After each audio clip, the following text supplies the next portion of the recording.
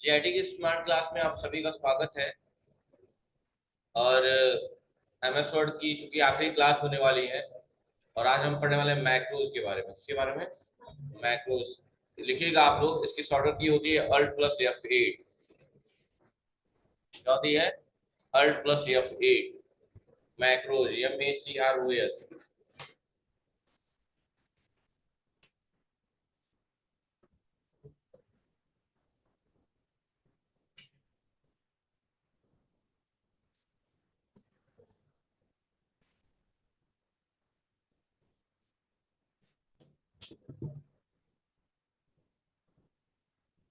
हो गया? लिखिएगा लाइन चेंज करके। मैक्रोज, मैक्रोज भी एक स्टेप रिकॉर्डर की तरह कार्य करता है।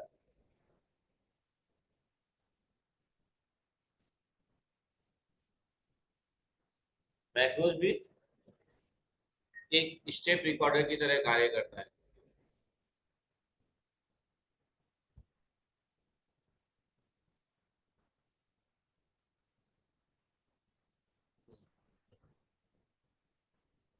हो गया? जिसकी शॉर्टकट की Alt+F8 होती है। लिखिएगा, जिसकी शॉर्टकट की Alt+F8 होती है।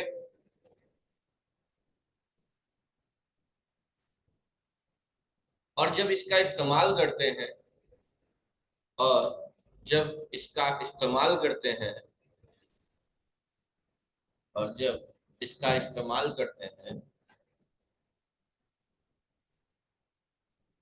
तो हमें तो हमें अपने पास से भी एक शॉर्टकट की देना होता है। तो हमें अपने पास से भी एक शॉर्टकट की देना होता है।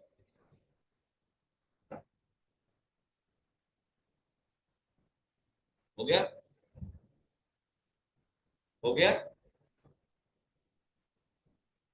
शॉर्टकट की देना होता है। लाइन चेंज करके लिखिएगा, शॉर्टकट की के तौर पे, शॉर्टकट की के तौर पे, शॉर्टकट की के तौर पे हम सिर्फ हम सिर्फ फंक्शन की का ही इस्तेमाल कर सकते हैं।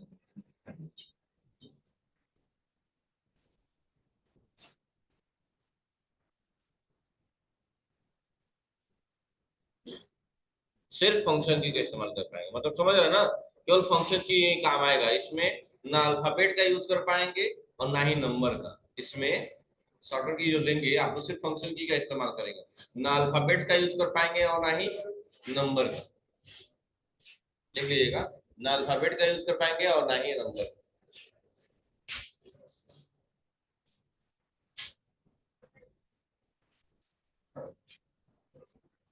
हाँ, एक बात का विशेष ध्यान देंगे कि फंक्शन कितने होते हैं।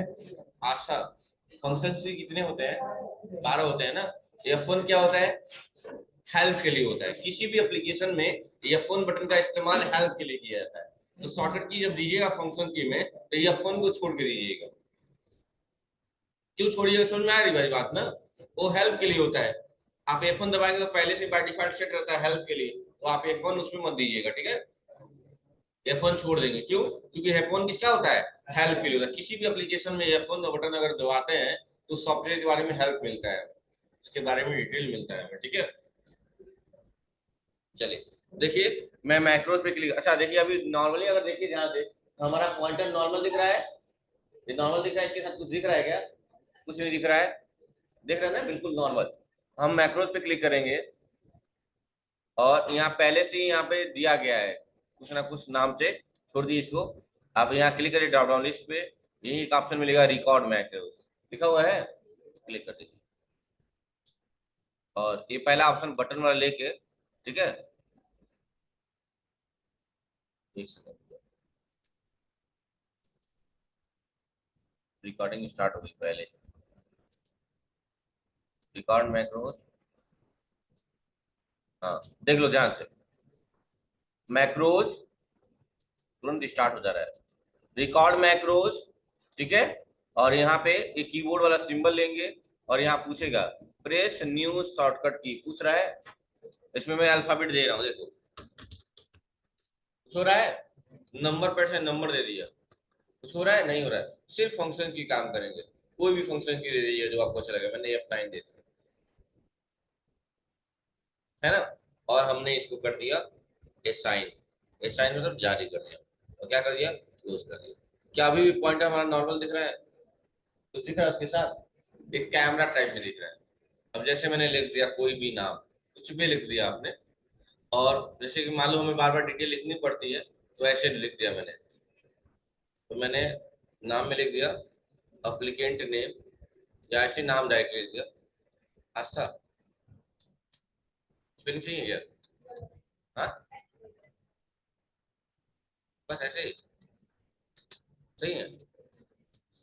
पापा का नाम, हाँ क्या, F-E-Q ना। चलिए अब देखिएगा, मान लीजिए इतना हो गया, स्पेलिंग सही है ना, कंट्रोल जो भी है। अब अभी देखिए, अभी कैमरा दिख रहा है हमारे साथ, और हम मैक्रोस पे आएंगे और रिकॉर्डिंग में क्या कर देंगे, स्टॉप। स्टॉप का मतलब क्या होता है, रोकना नहीं, बंद कर देना। पूछ का मतलब रोकना होता है, स्टॉप का मतलब क्या होता है, बंद कर देना। अब कभी भविष्य में हमें जरूरत पड़ेगी, मान लीजिए कभी भी एमएस वर्ड हमने ओपन किया, window R, MS Word open किया, कभी भविष्य में ऐसी इनकी जरूरत पड़ी कि इनको अपना नाम और पापा का नाम लिखना है, तो अभी नहीं कि इनको लिखना पड़ेगा डाटा, और कंटेंट लंबा भी लिख सकते थे, मान लो एड्रेस, फोन नंबर, और भी डिटेल लिख सकते थे। बस करना कुछ नहीं है, बस आपको क्या दबाना है, F9। सॉफ्टवेयर की क्या दिए है, देखिए, देख रहे हैं ना, जितनी बार F9 दबाएंगे, मतलब क्योंकि दो ही लाइन लिखे थे ना हम लोग, तो दो ही लाइन रिकॉर्ड किया है। अगर ज्यादा लिखे होते तो ज्यादा कंटेंट रिकॉर्ड करते। इसीलिए मैं लिखवाया हूँ कि क्या है, यह स्टेप रिकॉर्डर की तरह कार्य करता है। कौन, मैक्रोस, जिसकी शॉर्टकट की अल्ट F8 होती है ओपन करने के लिए। लेकिन जब इसको स्टार्ट करते हैं तो हमें अपने पास से भी एक शॉर्टकट की देना होता है, और शॉर्टकट की के तौर पर हम क्या देते हैं, सिर्फ फंक्शन की का इस्तेमाल करते हैं, उसमें भी F1 छोड़ के। क्यों F1 छोड़ते हैं, क्योंकि F1 बटन क्या होता है, हेल्प करने के, आईडी कार्ड के लिए बोलना पड़ता है आप लोगों को पहनने के लिए।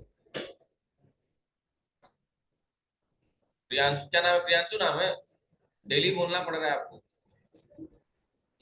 यहाँ यहाँ किल मरवा दे, वहीं पे लाके टांग दिया करे, हम पहना दिया करे, कम से कम इतना तो कर सकते हैं। मतलब पढ़ाना फीस दे रहे हैं आप लोग, आईडी कार्ड भी पहनाएंगे कल से, तो दिक्कत है क्या यहाँ तक।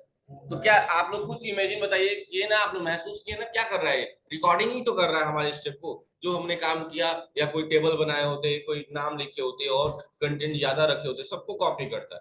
जब तक रिकॉर्डर ऑन रहेगा उतना कंटेंट रिकॉर्डिंग करेगा, और जो शॉर्टकट की आपने यूज किया उसमें, और जैसे ही कोई नया पेज लेके उसको प्रेस करेंगे, वो सारी चीजें जितनी रिकॉर्ड हुई होंगी उस पेज पे इंसर्ट हो जाएंगे। क्लियर है, हाँ।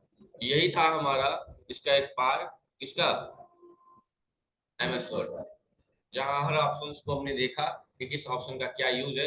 लेकिन हमने एक्स्ट्रा भी सीख लिया, बहुत लिमिटेड यूज ही है एमएस वर्ड में, बहुत ज्यादा नहीं होता है। जो यूज है हमने समझ ली, सारी कहानी होम टैब तक ही ज्यादातर खत्म हो जाती है, लेकिन कुछ ऐसी चीजें जो एक्स्ट्रा हमने बताई आपको, चाहे रेफरेंस टैब में हुआ, मेलिंग में हुआ, लेआउट हुआ, या इंसर्ट हुआ, काफी एक्स्ट्रा चीजें सीखे, ठीक है। इतनी जरूरत पड़ती नहीं है, लेकिन फिर भी हमने एक एक ऑप्शन को टच किया, उनका इस्तेमाल किया, देखा। इस तरह से आपका एमएस वर्ड खत्म हो गया। अब नई टॉपिक आपकी स्टार्ट होने वाली है, एमएस एक्सेल। तो इंट्रोडक्शन आज ही दे दे रहा हूँ, ठीक है। तो हेडिंग बना लीजिए, आज का डेट डाल लीजिए, एमएस एक्सेल,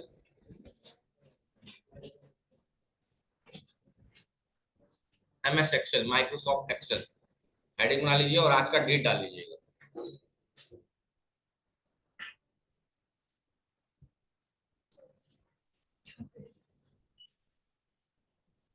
आज 14 मई है ना, हाँ ठीक है, डेट डाल लीजिएगा। आज हमें पढ़ना है एक्सेल के बारे में, सिर्फ इंट्रो लेंगे हम लोग, और कुछ नहीं है एक्सेल में, समझिएगा ध्यान से।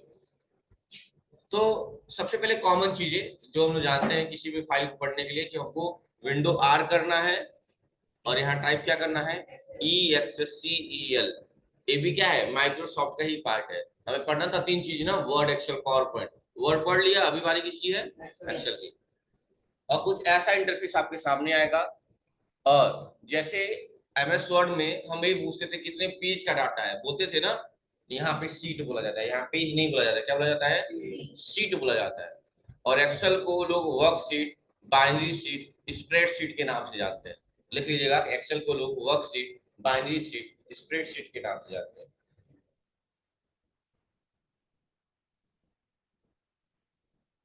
Worksheet, binary sheet, spread, yes P R E A D, spread sheet, yes H double E T, yes H double E T,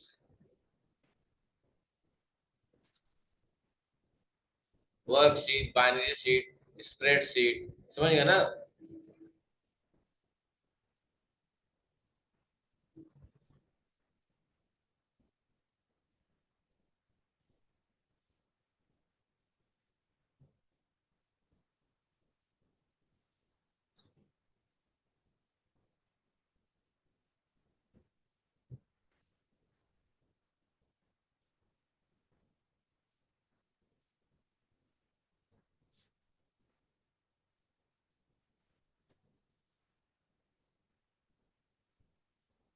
हो गया।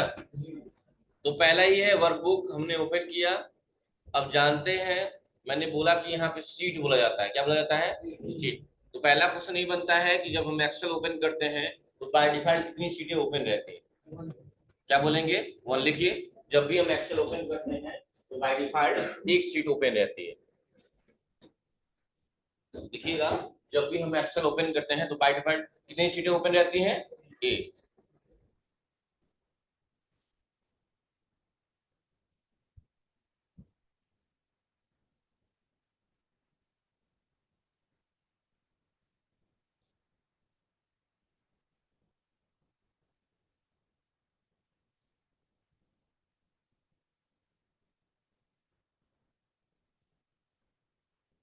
ठीक है।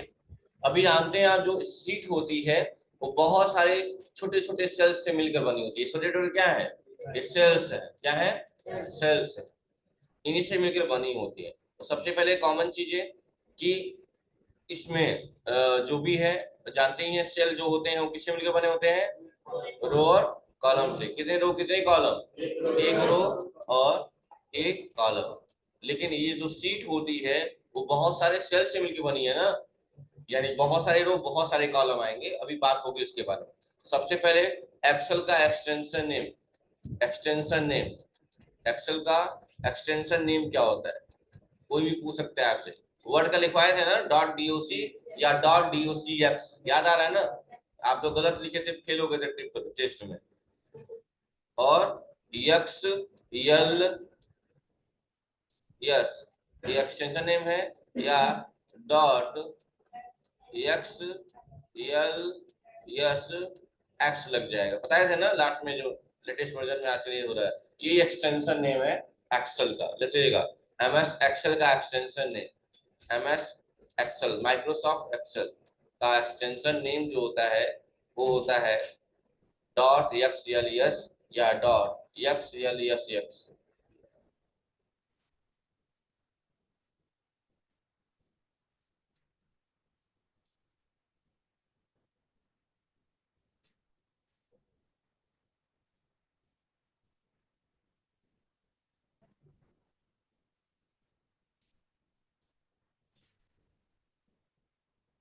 हो गया, चलिए। इसका फाइल टाइप नेम जो होता है, फाइल टाइप नेम मतलब अगर हम फाइल को सेव करते हैं तो बाय डिफॉल्ट किस नाम से सेव होती है, तो उसका था डॉक्यूमेंट वन, याद है ना, डॉक्यूमेंट नहीं था, डॉक्यूमेंट वन था। वैसे इसका जो फाइल टाइप नेम होता है वो बुक वन होता है, क्या होता है, बुक वन, लिख लीजिएगा। एक्सेल का जो फाइल टाइप नेम होता है वो होता है बुक वन।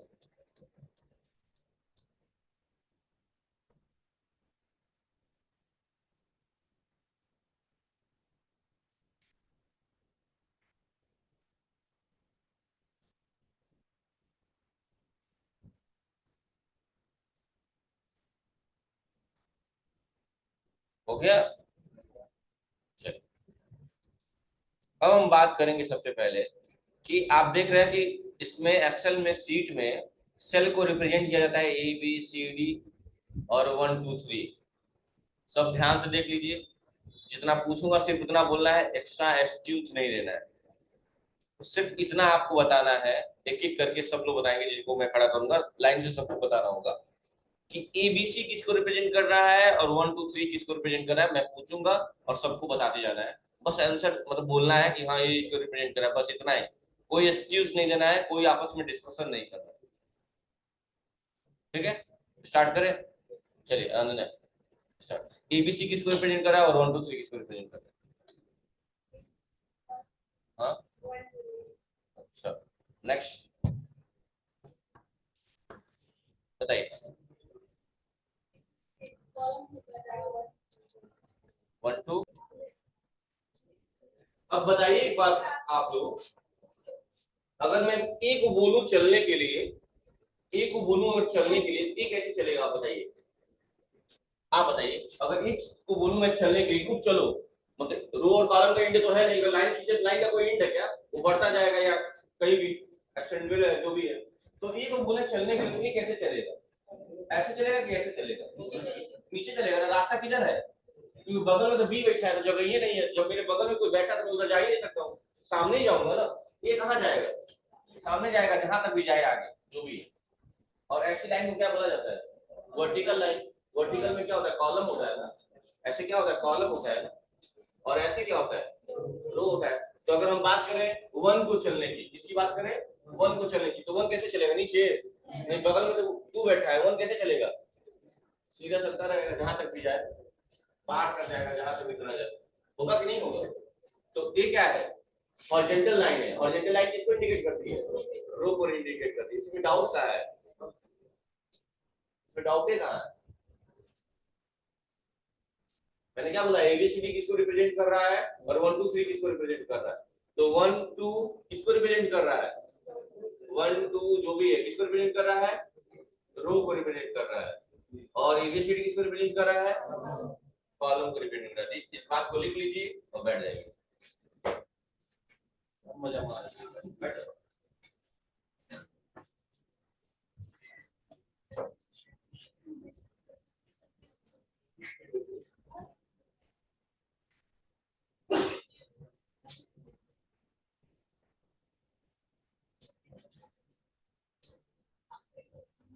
इतना कॉन्फिडेंस से गलती बता दे सर, खुद से सब ना गलती बता दे सब, उस बात की कोशिश, इसलिए तो कॉन्फिडेंस थोड़ा और बढ़ाया हूँ। बैठ जाओ भाई, तो आराम कर लो।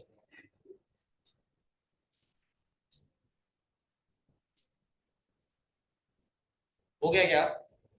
तो डाउट क्लियर हुआ क्या अभी? तो लिखिएगा एबीसीडी किसको रिप्रेजेंट कर रहा है? कॉलम को, और 1 2 3 रो को। और हमेशा हमेशा कॉलम पहले आता है, फिर रो आता है। जैसे पहले सेल का नाम होता है, एक्सेल में फर्स्ट सेल का नाम होता है A1। क्या नाम होता है? A1। जहां ए किसको रिप्रेजेंट कर रहा है? कॉलम को। और 1 किसको रिप्रेजेंट कर रहा है? रो को। तो लिखिएगा शीट का पहला सेल जो होता है उसका नाम क्या है? A1 होता है। शीट का जो पहला सेल होता है उसका नाम क्या होता है? A1 होता है।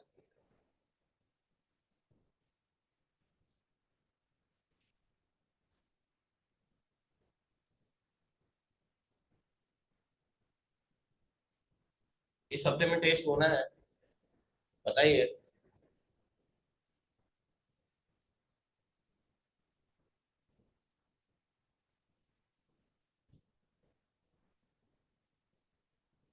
4 हफ्ते ओवरऑल पढ़ते हैं एक महीने में, और 4 हफ्ते में 4 टेस्ट यानी, और 4 टेस्ट के मार्क्स को जोड़ा जाएगा, जो ज्यादा पाएगा उसके लिए कुछ होता है।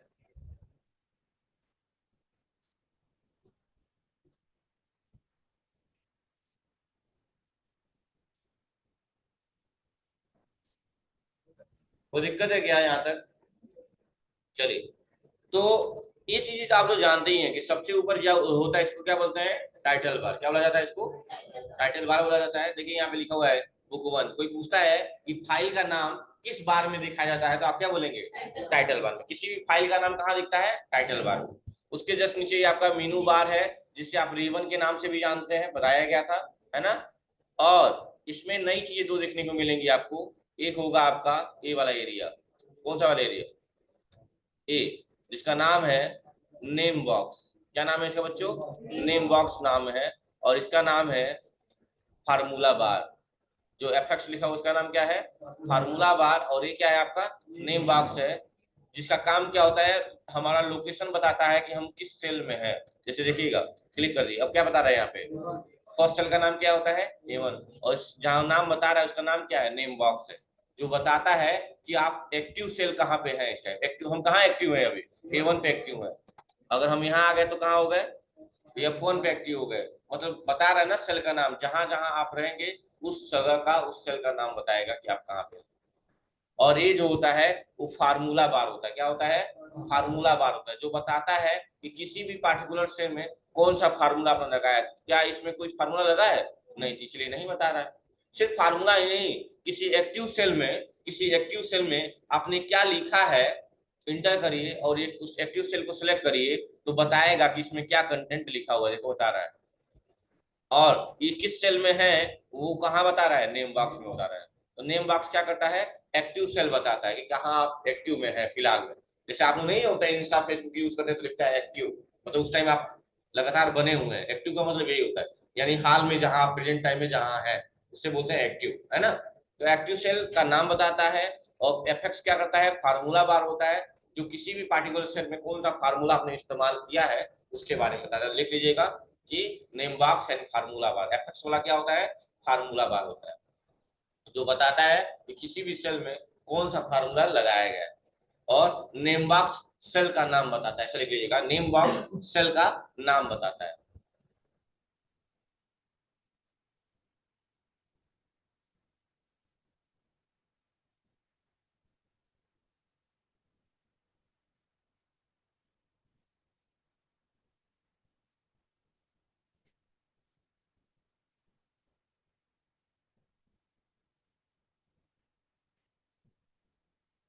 अब बात आती है रो और कॉलम की। क्योंकि जो सीट होते हैं, सेल होते हैं, रो और कॉलम से मिलकर बना होता है ना।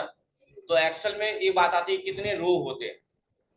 तो अगर यहाँ तो 1 2 3 दिख रहा है, और नीचे भी होगा। देखो अगर नीचे जाएंगे तो नीचे दिखता जाएगा। देखो ऐसे दिख रहा है, तो बहुत सारे रो यानी है। तो उसके लिए करना क्या होगा आपको? लास्ट रो में जाने के लिए आप कंट्रोल के साथ डाउन एरो का इस्तेमाल करेंगे। देखिए पहुंच गए लास्ट रो में। कितने रो होते हैं पढ़िए तो? 10,000 लाख है भाई, 10 लाख है। 10,48,576। लिख लीजिए, रो की संख्या कितनी होती है? 10,48,576। क्या होते हैं? रो होते हैं। एक्सेल में एक सीट पे, एक्सेल में एक सीट पे रो की संख्या क्या होती है? 10,48,576। 10,48,576 क्या होते हैं? रो होते हैं। तो लास्ट रो में पहुंचे किससे? कंट्रोल के साथ डाउन एरो। वापस आने के लिए कंट्रोल के साथ अप एरो। लिख लीजिएगा, नीचे जाने के लिए control down arrow, last row में जाने के लिए, और वापस आने के लिए कंट्रोल के साथ अप एरो। ऐसे ही पहले कॉलम का नाम क्या है बच्चों? पहले कॉलम का क्या नाम है? ए नाम का। A1 नहीं नाम है, सेल का नाम A1 है ना। पहले कॉलम का नाम क्या है? ए है। क्या है? और लास्ट कॉलम का नाम होता है यक्स एफ डी। देख लीजिए, लास्ट कॉलम का नाम होता है यक्स एफ डी। लिख लीजिएगा, लास्ट कॉलम कितने हैं? यक्स एफ डी, जिसको नंबर में आप रिप्रेजेंट कर सकते हैं 16,384। यक्स एफ डी लिख दीजिएगा और ब्रैकेट में लिख लीजिएगा 16,384, 16384 ब्रैकेट में लिख लीजिएगा। लेकिन यक्स एफ डी ही बताया जाता है, क्यों? क्योंकि कॉलम अल्फाबेट में होते हैं ना। ये तो ऐसे अनुमान लगाया गया है कि मतलब काउंट किया गया है कि 16,384 कॉलम होते हैं। ठीक है, लेकिन लिख लीजिएगा कैसे गए हैं? कंट्रोल के साथ राइट एरो। लिख लीजिएगा, कंट्रोल के साथ राइट एरो, और वापस आने के लिए कंट्रोल के साथ लेफ्ट एरो। बहुत आसान सा शॉर्टकट की है। हो गया। कंट्रोल के साथ राइट एरो से चले जाएंगे लास्ट कॉलम में, कंट्रोल लेफ्ट एरो दबाएंगे तो वापस आ जाएंगे। कोई दिक्कत? तो अगर कोई कहता है कि क्या, अच्छा एक और बात है, यहाँ ध्यान दीजिए। यहाँ मान लीजिए 1A है, यहाँ पे ए है। देखिएगा ध्यान से, यहाँ ए है और यहाँ बी है। और कोई कह रहा है कि ए और बी के बीच में एक लाइन इंसर्ट करिए, एक रो इंसर्ट करिए। तो आप क्या करेंगे? ए और बी में बड़ा कौन है बताइए? ए बड़ा है कि बी बड़ा है? तो प्लेस वैल्यू के हिसाब से जाया जाता है। ए की प्लेस वैल्यू क्या होती है? 1 होती है। प्लेस वैल्यू नहीं पढ़े तुम लोग? स्थानीय मान। जहर ले लो मार्केट से आराम से। प्लेस वैल्यू का मतलब होता है स्थानीय मान। ए की प्लेस वैल्यू क्या होती है? 1 होती है, और बी की 2 होती है। ऐसे हर अल्फाबेट्स लेटर की एक प्लेस वैल्यू है। ठीक है, एम कितने पे आएगा? 13 पे। और आर पता नहीं क्या है, 18 पे। ये सब प्लेस वैल्यू है, याद कर लीजिए। तो ए और बी में बड़ा कौन है? तो बी को बस सिलेक्ट करना है, और यहाँ पे लिखा रहता है इंसर्ट। देखिए, इंसर्ट करेंगे तो ए और बी के बीच में एक नया रो इंसर्ट हो गया। तो क्वेश्चन ये पूछा जाता है कि क्या हम एक्सेल सीट में अनलिमिटेड अनलिमिटेड रो इंसर्ट कर सकते हैं क्या? तो आपका जवाब क्या होगा? यस होगा। जब मैं पहले लिखवाइए दिया कि उसमें 10,48,576 रो ही होता है, तो अनलिमिटेड कैसे हो सकता है? आप बताइए। रो काउंट है, फिक्स है ना? कितना? 10,48,576। जिसकी काउंटिंग कंप्लीट हो गई हो वो अनलिमिटेड हो सकता है क्या? अनलिमिटेड का मतलब जिसे काउंट ही ना किया जा सके, इनफाइनाइट पहुंच गया। तो ऐसा कुछ नहीं है ना इसके साथ। तो अगर ऐसी बातें आएंगी तो आप तुरंत फॉल्स स्टेटमेंट दीजिएगा। ठीक है, ये स्टेटमेंट फॉल्स है। क्यों? क्योंकि यहाँ लिमिट दी गई है कितनी? 10,48,576, यानी अनलिमिटेड तो नहीं हो सकता। अच्छा, इसमें सीटें बढ़ाई जाती हैं कहाँ पे? देखिए यहाँ पे प्लस पे क्लिक करेंगे तो नई सीट आ जाएगी। प्लस पे क्लिक करेंगे नई सीट आ जाएगी, 3 सीट हो गए, ऐसे सीट बढ़ती जाएंगी। और इसकी शॉर्टकट की होती है शिफ्ट प्लस F11। क्या होती है? शिफ्ट के साथ F11, नोट कर लीजिएगा। नई सीट लेने की शॉर्टकट की होती है शिफ्ट प्लस F11।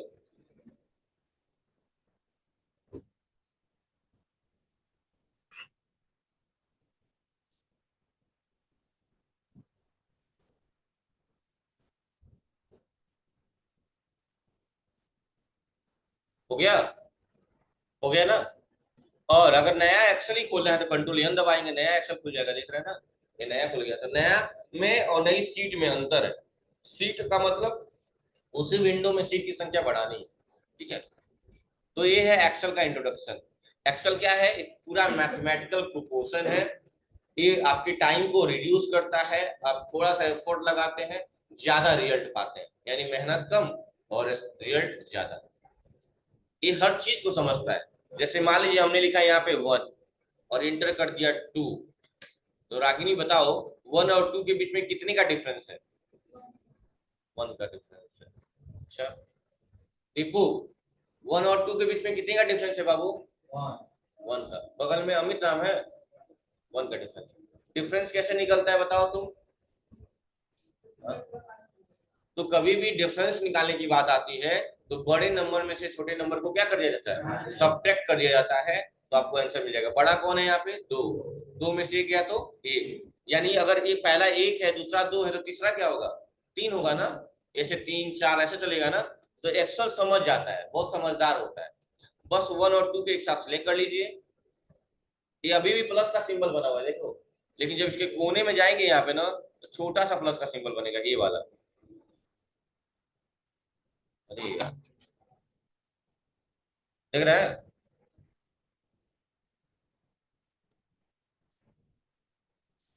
देख रहे हैं ना, छोटा सा प्लस का सिंबल वाला। बस अब लेफ्ट बटन दबा के, लेफ्ट बटन दबाए रखेंगे, और इसको बोलते हैं ड्रैग एंड ड्रॉप। ड्रैग का मतलब खींचना, खींचिए जहां तक भी चाहिए। लेकिन ये बगल में काउंटिंग भी चल रही है। कितना हुआ है काउंटिंग? छोड़िए, बहुत समझदार है एक्शन। अब यहाँ देखिए, 1 लिख दिया और यहाँ 3 लिख दिया। ये दोनों ऑड नंबर है, यानी 1 और 3 के बीच में डिफरेंस कितने का है? अगला नंबर क्या आएगा? 5। 5 के बाद 7, 7 के बाद 9, 11, 13, 15। देख लीजिए, सारे ऑर्डर में है। तो एक्सेल बहुत समझ आ रहा है। सिर्फ इसमें नहीं, डेसिमल में भी काम करेगा ये। 1.5 इंटर 3.5, अब कितने का डिफरेंस है? अरे 3.5 रुपए में 1.5 रुपया घटा दो, 2 रुपए, और क्या। और ड्रैग कर दीजिए। ड्रैग करेंगे तो क्या होगा? देखिए, सबका डिफरेंस वही होगा। सबका डिफरेंस 2 रुपए का होगा। सही है।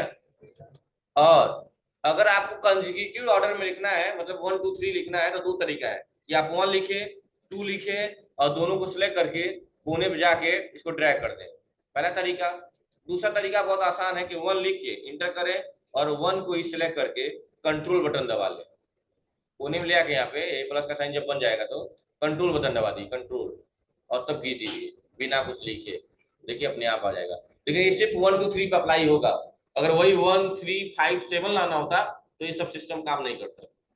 यानी कंजिक्यूटिव ऑर्डर में लगाना हो, लगातार एक क्रम में, तो आप इसका इस्तेमाल कर सकते हैं। तो देख रहे हैं कितना समझदार है, आप 2 इनपुट कर रहे हैं, एक ही बार में पूरा कर दे रहा है। यही नहीं 100 तक करना है, फटाक से तुरंत करेगा ये। देखिए 204 हो गए, आप गिनते रह जाते, लिखते रह जाते, टाइम बचा कि नहीं बचा? बहुत तरीका, ऊपर आना तो जल्दी से कंट्रोल अप एरो, तुरंत ऊपर आ जाएगा। तो ये तरीका है आप एक्सेल पे काम करने का। कल से मजा आने वाला है एक्सेल में। ठीक है, मिलते हैं अगली क्लास में। Thank you class.